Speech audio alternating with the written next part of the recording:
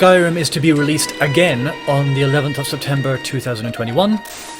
The main reason I feel interested in this is to observe how Bethesda migrates the Elder Scrolls, and presumably the rest of its franchises, into the kind of games-as-service economy. It's unclear at the moment whether there's going to be much of a graphical update.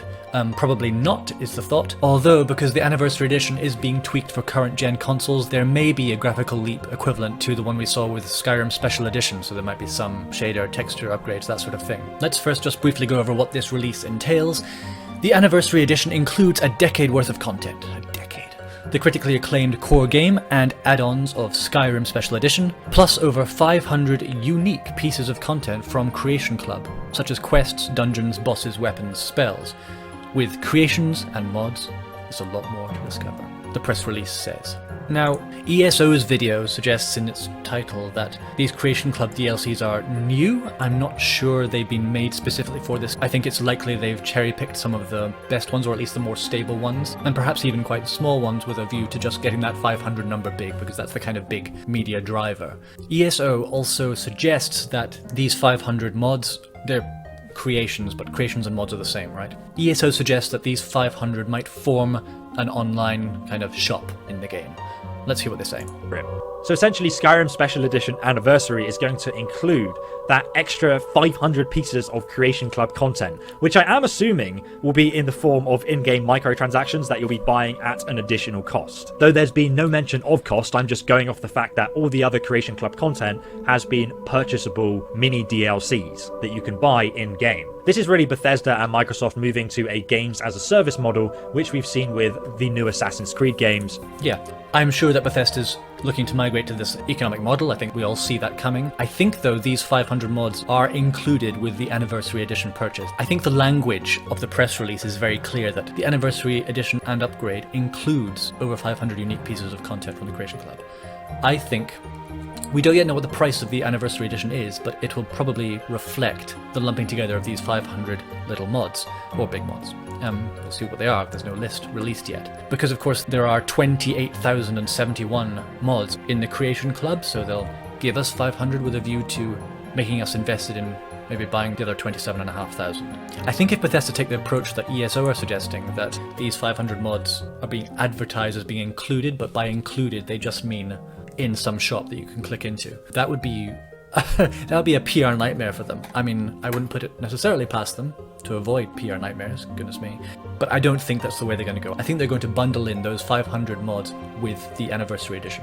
I'm quite pro the idea of hand curating mods, hand picking things that go well together and are balanced and so on, because looking back at the last 10 years, I think probably 40% of my playtime with Skyrim has been identifying what mods are screwing up my game, installing, reinstalling. The main problem I have with mods is by the time I feel like I've finished modding my game and I can just play, my initial character with which I've been experimenting with these mods has become so corrupt, and therefore I have to kind of start again. And it can become a bit of a grind. I mean, that railroaded intro for a game that is all about freedom is really grating. So while I think players should be able to install mods and the mods that they want, ideally for free, I guess, as long as the modders are happy with that, that should be the way it goes. What remains to be seen is whether Bethesda is going to be happy forever with mods being applied to their games without their sort of monetized policing of it. I would find it really curious if Bethesda, for example, prevented people from using mods that weren't bought from the Creation Club store. I think that might be a step they take a bit further on, perhaps with The Elder Scrolls 6.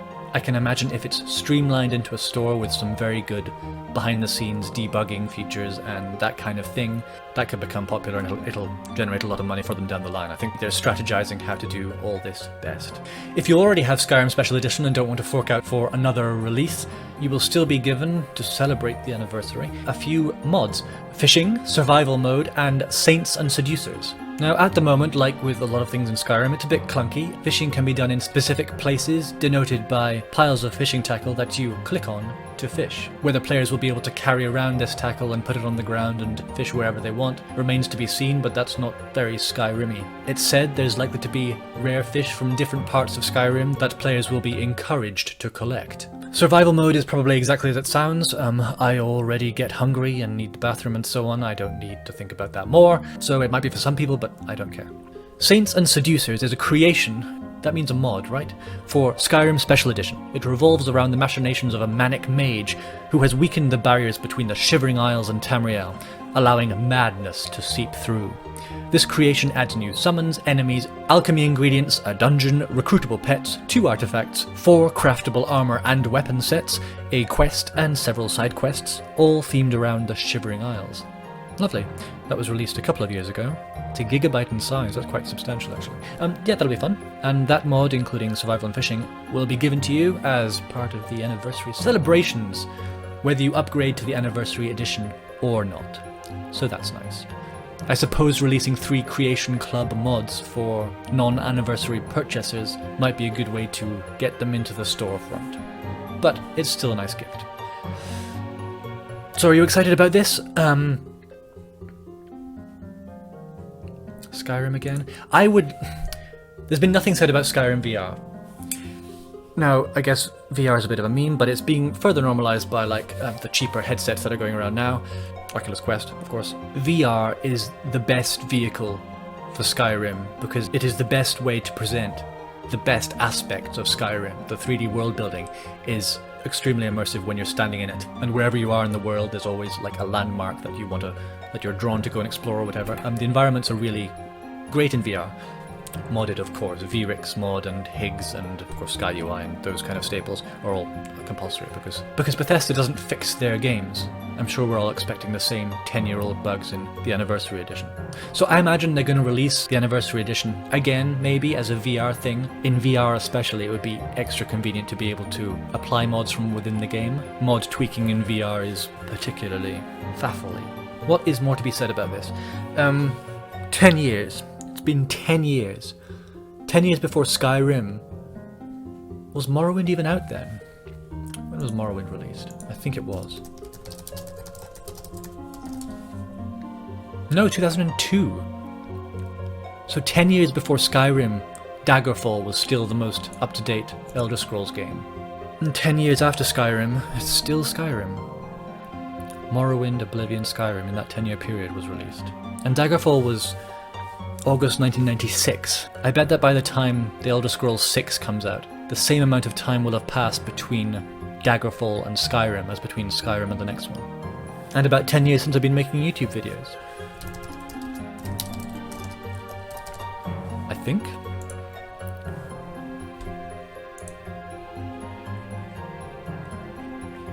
Yep. 10 years ago. Looking at the E3 demo of Skyrim. Oh gosh, time has passed so much. Skyrim hype reaches fever pitch.